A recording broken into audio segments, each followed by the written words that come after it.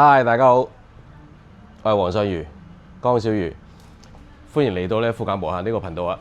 咁啊，呢一節咧魚缸科熱辣，咁咧我係會講咧呢個嘅漫畫《龍虎門》，香港引以為傲嘅一本漫畫作品《龍虎門》。咁當然亦都要講我同玉帝黃玉郎先生、玉郎哥嘅一啲往事啦。咁所以咧會分兩集嘅。咁呢集咧當然咧就先講龍虎門先啦。咁啊嗱，呢個係金鑄龍虎門啦，係嘛？即係啱啱因為版權嗰個嘅即係問題啦嚇。咁咧就所以咧亦都再度咧係暫停出版嘅，即係由玉郎哥接手之後又要再暫停出版嘅金鑄龍虎門。頭先係啦。係啦，見到石黑龍啦，係嘛？咁呢個拉葉嘅就係龍虎群英啦，咁呢個石黑龍啦，係嘛？咁其實講龍虎門咧，即係細個嘅時候咧，其實咧都同好多香港嘅同 generation 嘅人一樣噶啦。咁啊，好細個咧就接觸漫畫啦。咁嗰陣時候主要係喺屋村住嘅地方咧，因為附近啲哥哥咧，即係啲鄰居咧，咁佢哋咧都有睇漫畫嘅。即係嗜好啦，係嘛？咁啊，龍虎門啦，李小龍啦，咁啊，我係最先接觸就係李小龍先嘅。咁但係因為咧後尾睇到龍虎門之後咧，覺得呢個石黑龍啦，係嘛？即係咧令我咧非常之印象深刻嘅一個人物石黑龍。咁你見到呢個咧右邊呢個係啦，猛虎擒龍裏邊就係呢個猛虎狂龍裏邊呢一個咧就石黑龍啦，雙截棍嘅石黑龍。咁石黑龍嗰個嘅角色形象咧，令到我非常之深刻。咁開始咧，其實咧，我就咧主要咧追住咧龍虎門嚟睇嘅，細個已經係啦，即係同啲鄰居哥哥嗰啲攞嚟睇啦，咁樣係嘛？咁後尾到自己真係去買書係啦，儲書，咁啊儲咗好多。咁啊當其時候咧舊書嘅時候儲咗好多，基本上咧就等於我自己嘅珍藏嚟嘅。咁好可惜有一年咧，小學我唔記得咗係幾多年級啦。咁啊派成績表，咁我喺全班裏邊咧就考第3。咁啊我媽老佛爺咧就唔高興，係啦。咁啊就遷怒於所有嘅龍虎門，咁所以咧就2箱龍虎門咧就掉咗出街。我好傷心其實，但係唔敢發作，係啦。即係我自己覺得點解我考第3都要掉晒我啲漫畫？咁啊，基本上咧係我啲財富心血嚟嘅。其實嗰陣時候，咁我好傷心，但係唔敢出聲。咁後尾時候我講翻咧，其實咧我媽都有覺得即係唔好意思嘅，即係因為點解咧？佢唔知道呢啲咁大嘅文化遺產咧，原來係咁值錢嘅即係依家其實都唔係衡量錢啦，而係咧即係作為一個香港人，即係有一個咁好嘅文化遺產，咁係應該值得珍藏嘅。咁呢個咧就係當其時候童年裏邊一個創傷嚟嘅，其實咁啊，今集講龍虎門嘅古仔啦，其實咧就點解咧？因為我自己覺得當然即係依家嘅金鑄龍虎門即係被逼要暫停出版，佢主要原因係因為銷量下跌啦。咁同埋就係因為個版權，其實咧就喺玉郎哥玉郎機構最高峰嘅時候咧，咁啊。因為上市啊嘛，咁啊炒股票啦，咁其實大家都知㗎啦呢單嘢，咁因為太過進取啦咁啊結果咧就喺股壇咧嗨大鑊，咁令到咧就係公司股權咧因而被易手啊，即係啦，俾胡仙鄭大班佢哋咧就即係聯手一路追擊玉郎機構，咁最後易手，咁因為隨住公司易手。咁跟接落嚟咧，就係即係所有旗下嗰啲嘅漫畫嘅 IP 版權咧，就亦都咧就係保唔住啦。咁所以咧，其實玉郎哥其實佢喺一啲個人嘅專訪咁都略有提過呢件事嘅。咁當然呢個係玉郎哥最大嘅一個遺憾啦咁佢接手金鑄去畫嘅時候咧，其實咧佢都有一種好開心嘅。即係心情嘅嗰陣時候咧，其實佢喺個漫畫金柱龍虎門裏邊嗰個專欄咧，佢都有透露係啦。咁即係感覺個親生仔翻返自己身邊啦。咁呢個當然係值得高興啦，係咪話？其實即係咁，但係當然啦，即係講故事龍虎門嚟計咧，我自己真係比較上係最情有獨鍾，就係舊著嘅龍虎門係啦。見到啦，三王四小將呢個就冇三王嘅，得黃小龍、四一龍啫。因為個故事去到呢個階段嘅時候咧，其實黃小龍咧就已經係陣亡咗嘅，喺羅剎教最後嗰役。咁講翻故事咧，其實咧我自己覺得舊著裏邊咧，我係最推崇嘅一段古仔咧，就係白蓮教係啦被殲滅之後咧，龍虎群英咧就去翻日本，就同羅剎教最後嗰一戰。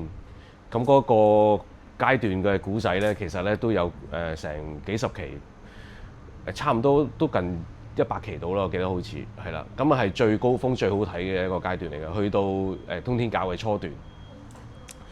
即係咧裏邊啲人物咧，其實咧就無論係正派角色或者係歹角咧，其實咧都有血有肉。呢個咧就係我點解咁即係一路追看龍虎門啊，或者甚至乎依家有陣時候有啲即係生活上邊有啲嘅對白啊、題材啊都會提起咧，就係因為真係落喺個腦海裏邊好深係啦。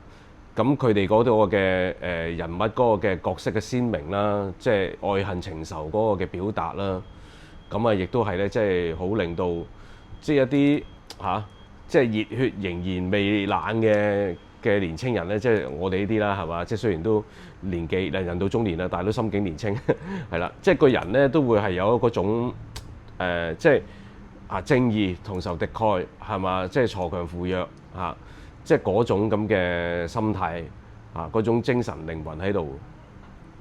咁其實咧，我後尾有機會即係認識到玉郎哥咧，因為都係透過即係上市公司嘅一啲飯局活動啦。咁我第一次見到玉郎哥嘅時候咧，大概係喺10零年前係啦。咁喺北京，咁嗰陣時候即係雖然文化傳信即係前身嘅玉郎機構係啦，即係被收購之後就改名做文化傳信。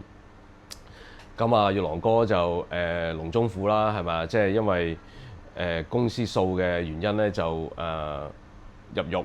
咁出翻嚟之後咧，建立玉皇朝啦。咁嗰陣時候咧就係佢賣殼係啦。咁喺970即係變身做玉皇朝嘅時候咧，咁之後咧就喺大陸咧有啲嘅即係新嘅業務係啦，會轉型易主咁樣嘅。咁嗰陣時候我記得咁上緊啦。咁我上去北京係啦，咁有個飯局，咁玉郎哥喺度，咁我所以咧我都帶咗幾本嗰陣時候啲珍藏版嘅龍虎門咧，就俾玉郎哥簽名咁第一次見到佢嘅時候咧，其實都同佢交流啦。咁佢話我好似石黑龍，因為可能我金頭髮啦，嗰陣時候係啦。咁依家我都係金頭髮，即係一路我都係即係覺得咧頭髮有顏色先有層次感嘅，所以咧我都係好少染黑，即係好少係黑色頭髮嘅，上點都一定染啲。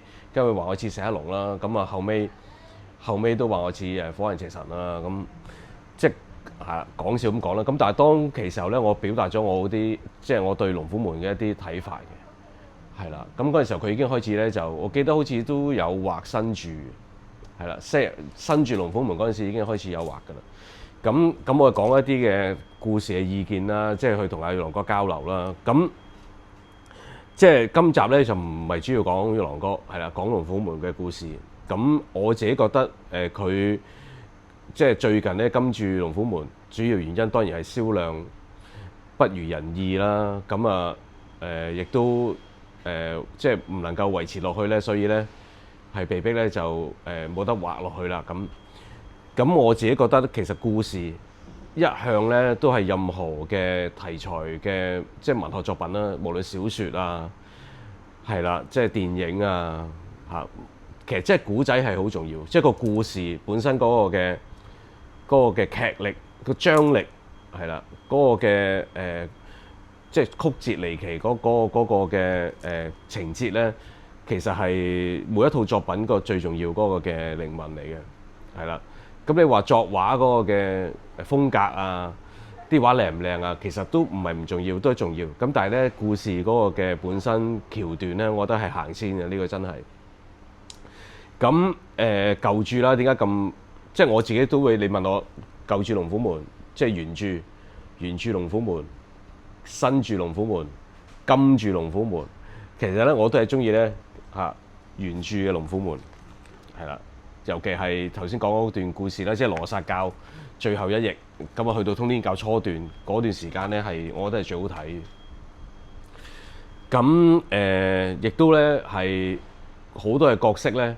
係喺呢一場嘅戰役裏邊咧，就係相繼咧就係陣亡嘅。咁我自己覺得同依家嚟比咧，其實因為即係可能涉及到一啲版權啊、衍生產品啊，即係譬如出一啲 figure 啊，咁咧就成日咧嗰啲嘅角色咧都打極都唔死嘅。咁呢個咧其實係好多嘅即係擁躉咧都一直有意見。其實呢個當然我亦都係。即係好有意見啦！即係我自己覺得係嘛？你講緊一班係嘛？即係有一個合意嘅心腸嘅人，即係一班人係嘛？對抗惡勢力黑社會或者乜都好啦，惡勢力啦好嘛？你一定有犧牲嘅係嘛？所以嗰陣時候黃小龍陣亡嘅時候，我覺得一啲都唔出奇嘅。我覺得哇呢個橋段直頭推到成個故事去到一個高峰，咁亦都冇人估到原來主角之一都可以死嘅。咁但係我自己覺得，喂，你講緊你龍虎門雖然好打嘅人有啫，咁但係羅剎教係嘛，即係邪派嗰邊，你估都係即係流嘅咩？唔係省油的燈嚟噶嘛。咁你同佢哋對抗有犧牲係自然嘅啦。你對抗惡勢力點解冇犧牲？一定有犧牲。咁我覺得呢個係。人間正道都係咁，係啦，即係你話一味打不死，好人就係啦，必勝無疑，係嘛？即係歹角咧，一定係遭到報應咁。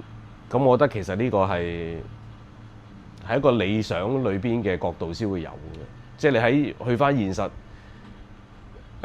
生活或者係點樣，其實係冇一個咁嘅公理喺度嘅，只不過你嘅要嘅公理其實係人點樣去爭取所要有嘅公理或者正義，咁你一定係要付出代價，其實係付出你嘅犧牲同代價。咁正正就係喺呢一段故事裏邊咧，其實我覺得係最令我或者令到好多龍虎門擁躉擊節讚賞裏邊嗰個嘅即係橋段啦，咁係啦。咁當然啦，即係喺裏邊其實有好多角色。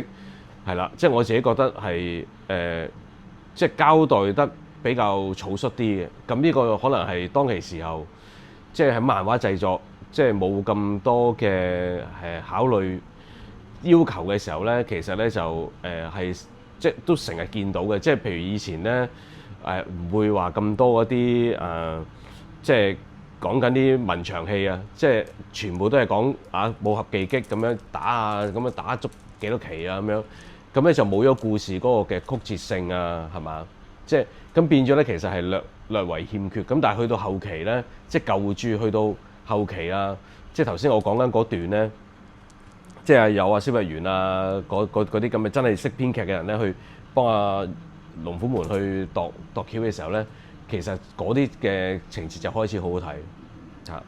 咁都係嗰句啦，其實今著裏邊嗰個嘅情況係嘛，即係銷量未如人意。其實我自己覺得係即係漫畫界裏邊有好多人咧，尤其係即係比較老派嘅咧，對於個創作嗰個嘅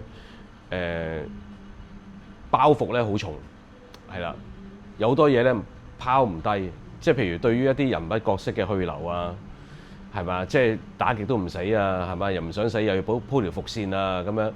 咁其實咧，基本上喺依家呢一種即係咁嘅知識水平嘅即係讀者嚟計咧，觀眾嚟計咧，其實咧已經係唔會有嗰個吸引力嘅啦。其實係啦，因為即係好多人已經喺即係經過咁即係呢幾十年嗰個嘅社會裏邊嗰個成長啊，係嘛？即係嗰個教育嗰個提升啊，科技嗰個嘅發達啊，其實咧令到咧好多世事，即係或者坊間生活上邊嘅事咧，其實令到大家已經係變得比較透明，即係仲係好難咧，即係單方面就係淨係標榜咩叫正，咩叫邪，咩叫黑，咩叫白，其實唔係咁樣噶啦。即係所有故事，如果係咁樣單單純純就係黑白正義，即係邪惡咁咧，咁其實我又覺得已經係唔得噶啦，呢個故事係啦。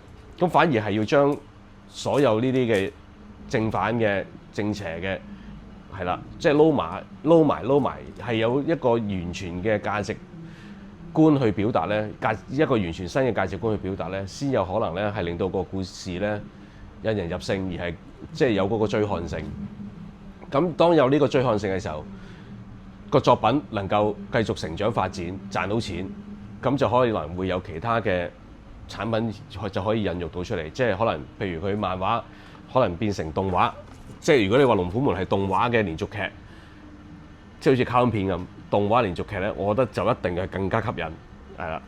咁啊，跟住變到嚇電影，咁啊當然電影就係即係都曾經拍過啦，《龍虎門》係嘛？但係我自己覺得啲造型啊，或者係選角咧係好有商榷餘地嘅，咁所以咧就不過不失啦。咁但係當然即係對於玉郎哥嚟講，佢一路都想做電影係佢嘅心願，佢之前已經透露過好多次，咁啊。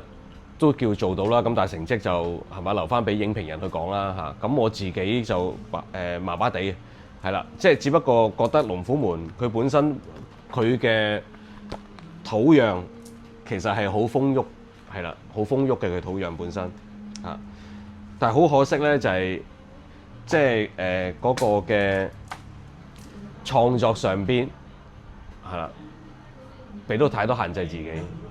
係啦，即係你調翻轉，其實如果你唔用翻以前啲人，咁你去將即係啦，以後譬如話你攞版權，任何人攞版權去畫龍虎門嘅時候，咁其實可能啲角色係可以喺度，但係可能咧係其他嗰啲人咧就已經唔好再用以前嗰批，即係唔係咪一定要再打翻羅剎教啊、百年教啊、通天教？我自己覺得未必係咁。當然佢哋係可以值得保留嘅，因為呢個本身就係龍虎門架構嚟噶嘛。